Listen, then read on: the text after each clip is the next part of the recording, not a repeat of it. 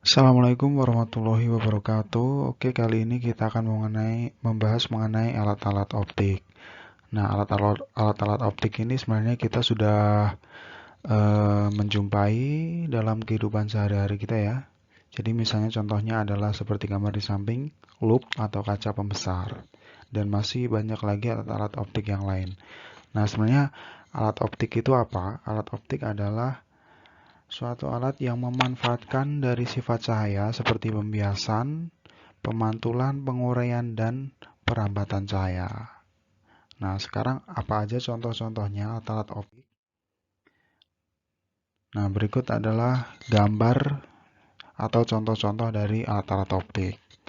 Ada kacamata, kemudian ada kamera, kemudian teropong, ada mikroskop, mata, dan loop.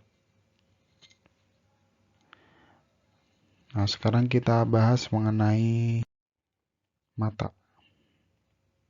Oke, mata adalah alat optik yang sangat dekat dengan kita karena kita sendiri menggunakan mata untuk melihat. Nah, apa aja bagian-bagian dari mata? Bagian-bagian dari mata ditunjukkan pada gambar berikut ini. Ada sklera, koroid, retina, kemudian ada bintik kuning, bintik buta, saraf optik, kornea, iris, pupil, dan sebagainya. Nah, ini adalah tampak depan. Oke, sekarang kita pelajari apa aja fungsi dari bagian mata. Yang pertama adalah otot mata. Nah, otot mata ini adalah mengatur gerakan bola mata. Jadi kalau kita melirik ke kiri dan ke kanan, itu digerakkan oleh otot mata. Kemudian kornea. Nah, kornea ada di bagian sini ya, nah, bagian depan. Nah, apa fungsi kornea? Kornea adalah menerima rangsang cahaya dan meneruskannya ke bagian mata yang lebih dalam. Jadi cahaya itu masuk dari sini, kemudian dia akan mengenai kornea. Kemudian iris. Iris adalah memberi warna mata dan mengatur besar kecilnya pupil. Jadi iris kalau kita lihat dari depan, maka iris adalah ini yang berwarna coklat atau abu-abu ya, tergantung jenis ras manusia. Ada yang warnanya mungkin ada yang biru, mungkin ada yang coklat, atau mungkin ada juga yang hitam. Kemudian pupil. Nah, pupil ini adalah lubang ya yang berada di tengah-tengah mata seperti ini. Fungsinya adalah mengatur jumlah cahaya yang masuk ke mata.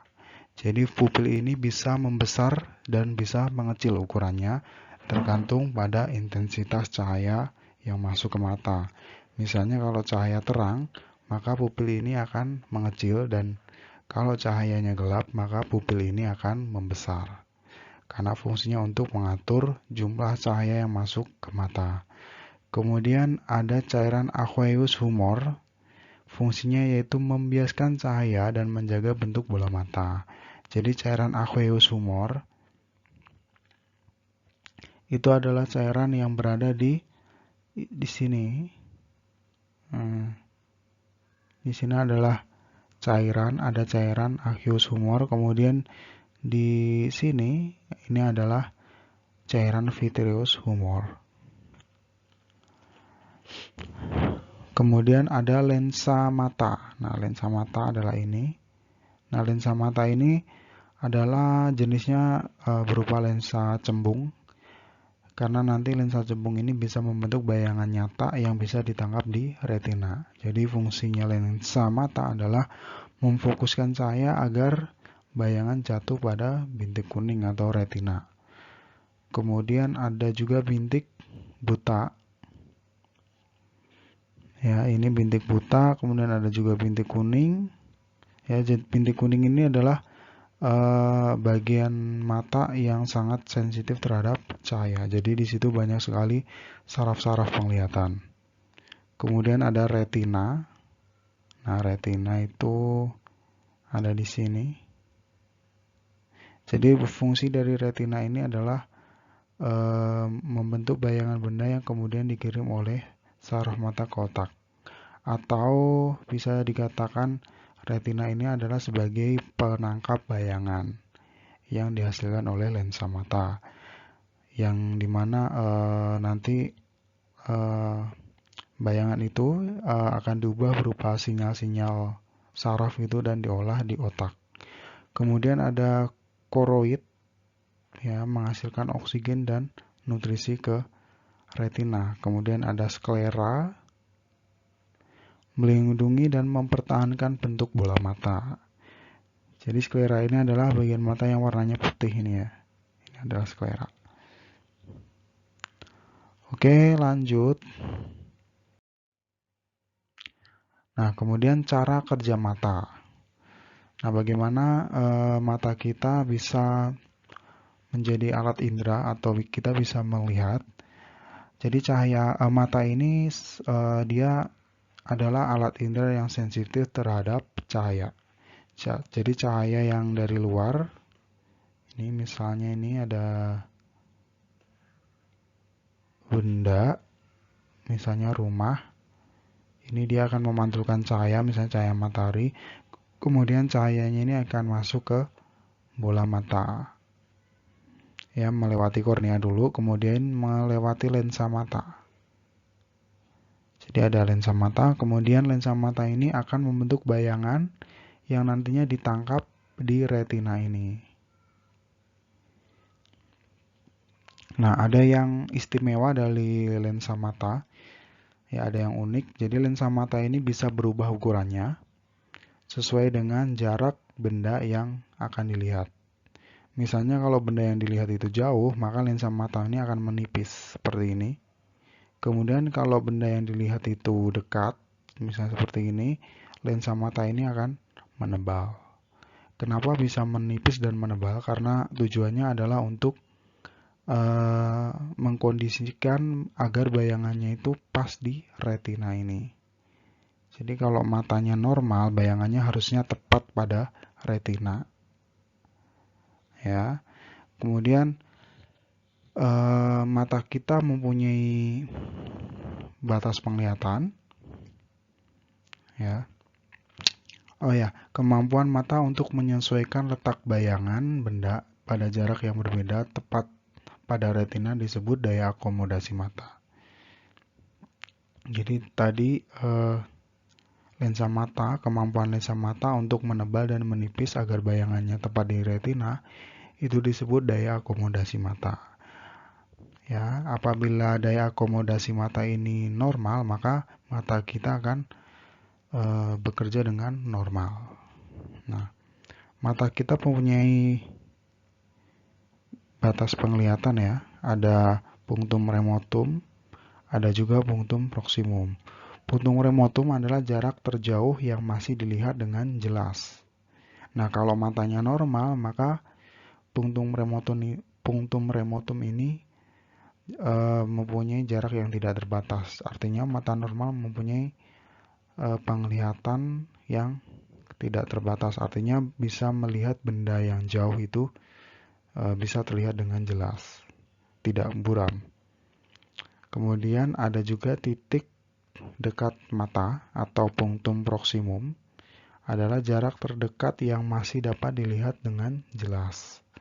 Untuk mata normal ini sekitar 25 cm. Ya, itu kalau matanya normal. Saya ulangi lagi, kalau mata normal itu untuk punctum remotum atau jarak terjauh yang bisa dilihat itu tidak terbatas. Kemudian untuk titik dekatnya atau jarak terdekat atau punctum proximumnya sekitar 25 cm. Nah, apabila mata kita sedikit ada kelainan atau mungkin lensa matanya daya akomodasinya berkurang, maka mata kita akan mengalami cacat mata atau kelainan pada mata. Ada 3 kelainan pada mata, miopi, hipermetropi, dan presbiopi. Sedangkan emetropi ini adalah mata yang normal, seperti ini. Jadi ini adalah kondisi mata normal, di mana bayangannya itu pas di retina, ya. Kemudian ini yang mengalami miopi atau rabun jauh. Orang yang mengalami rabun jauh itu tidak bisa melihat benda dengan jelas, benda-benda yang terlalu jauh. Ya, misalnya hanya melihat paling jauh cuma 1 meter atau 50 cm dan sebagainya. Tergantung kondisi matanya. Nah, miopi itu penyebabnya biasanya misalnya perilaku yang kurang sehat, misalnya membaca dalam jarak dekat yang berlangsung cukup lama itu mengakibatkan mata rusak atau lensa matanya itu tidak bisa menipis dengan semestinya. Ya, sehingga bayangannya itu di depan retina. Ini seharusnya pas di retina karena lensa matanya kurang berfungsi dengan baik, maka bayangannya itu ada di depan retina. Ya, jadi lensa matanya tidak dapat menipis dengan semestinya. Kemudian untuk menolong penderita miopi atau rabun jauh itu dengan menggunakan lensa negatif ya, atau kacamata minus atau lensa cekung. Sehingga kalau memakai lensa cekung maka nanti bayangannya akan pas di retina. Ya, seperti ini gambarnya. Kemudian hipermetropi, kebalikan dari miopi. Hipermetropi ini adalah mata plus ya, kita sering menyebutnya dengan mata plus atau rabun dekat.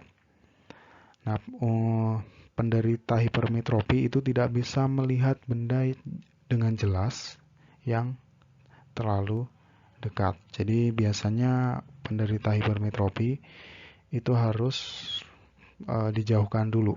Misalnya kalau membaca bukunya dijauhkan dulu gitu baru kelihatan. Nah, penyebabnya adalah lensa mata tidak dapat menebal dengan semestinya. Jadi kalau melihat benda yang dekat harusnya lensa mata ini menebal. Karena nggak normal, jadi lensa mata ini tidak bisa menebal dengan semestinya. Sehingga bayangannya itu di belakang retina. Ya, untuk menolongnya kita menggunakan kacamata positif atau lensa cembung seperti ini. Jadi bedanya dengan lensa cekung, kalau lensa cembung itu bagian tengahnya tebal, kalau lensa cekung bagian tengahnya tipis. Ya. Lensa cembung biasa juga dengan disebut lensa positif atau kacamata positif. Kemudian ada penderita yang menderita mata presbiopi atau mata tua.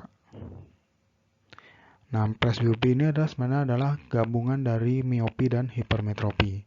Jadi dia tidak bisa melihat benda yang terlalu dekat dan tidak bisa melihat dengan jelas benda yang terlalu jauh karena berkurangnya daya akomodasi mata.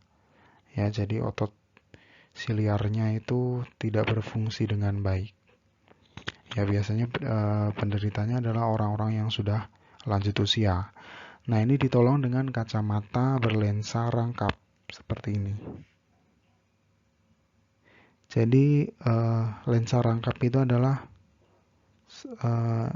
satu frame kacamata, satu frame lensa itu ada 2 jenis. Jadi ada yang negatif, yang atas ini adalah lensa negatif, kemudian yang bawah lensa positif. Jadi ada 2 lensa dalam satu frame ya. Nah, itu adalah jenis-jenis kelainan pada mata yang disebabkan karena daya akomodasinya berkurang. Oke, sekarang cara menentukan kuat lensa atau ukuran kacamata. Yang pertama adalah miopi. Ini ada rumusnya, P sama dengan min 100 per PR. Sedangkan hipermetropi, P sama dengan 100 per SN dikurangi 100 per PP. Dimana P ini adalah kuat lensa, satuannya dioptri, kemudian PR titik jauh penderita miopi, PP titik dekat penderita miopi, penderita hipermetropi, SN titik dekat mata normal yang kurang lebih 25 cm. Ini langsung contoh soalnya. Nobita memiliki Nobita menderita miopi, ia hanya mampu melihat benda-benda paling jauh pada jarak 40 cm. Maka berapakah kuat lensa kacamata yang dipakai Nobita agar ia dapat melihat dengan normal? Ya, jadi Nobita ini menderita miopi. Nah, dia hanya bisa melihat dengan jelas paling jauh hanya 40 cm. Itu artinya dia menderita rabun jauh. Nah, sekarang berapakah kuat lensa kacamata yang harus dipakai? Karena ini miopi, kita menggunakan rumus P sama dengan min 100 per PR, di mana PR-nya tadi adalah 40. Berarti min 100 per 40 sama dengan min 2,5 dioptri. Ya, jadi ukuran kacamatanya adalah min 2,5 dioptri. Kemudian 2, Pak Eko tidak dapat melihat dengan jelas benda-benda yang letaknya kurang dari 120 cm. Agar Pak Eko dapat melihat dengan jelas pada jarak baca normal, maka berapakah kuat lensa pada kacamata yang dipakai Pak Eko? Ya, jadi diketahui titik dekatnya adalah 120 cm. Dia menderita hipermetropi. Ya, kita bisa lihat dari kalimat ini. Tidak bisa melihat dengan jelas benda-benda yang letaknya kurang dari 120 cm. Ini artinya dia menderita hipermetropi, ya, rabun dekat. Nah, rumusnya dengan tadi 100 per SN dikurangi 100 per PP. SN itu adalah titik dekat mata normal. Di sini tidak diketahui, jadi kita anggap aja titik dekatnya adalah 25 cm. Jadi 100 per 25 dikurangi 100 per 120. 100 per 25 itu 4 dikurangi 0,83, hasilnya 3,17 dioptri. Jadi dia Pak Eko mengalami mata positif, ya. Ukuran kacamatanya 3,14 dioptri.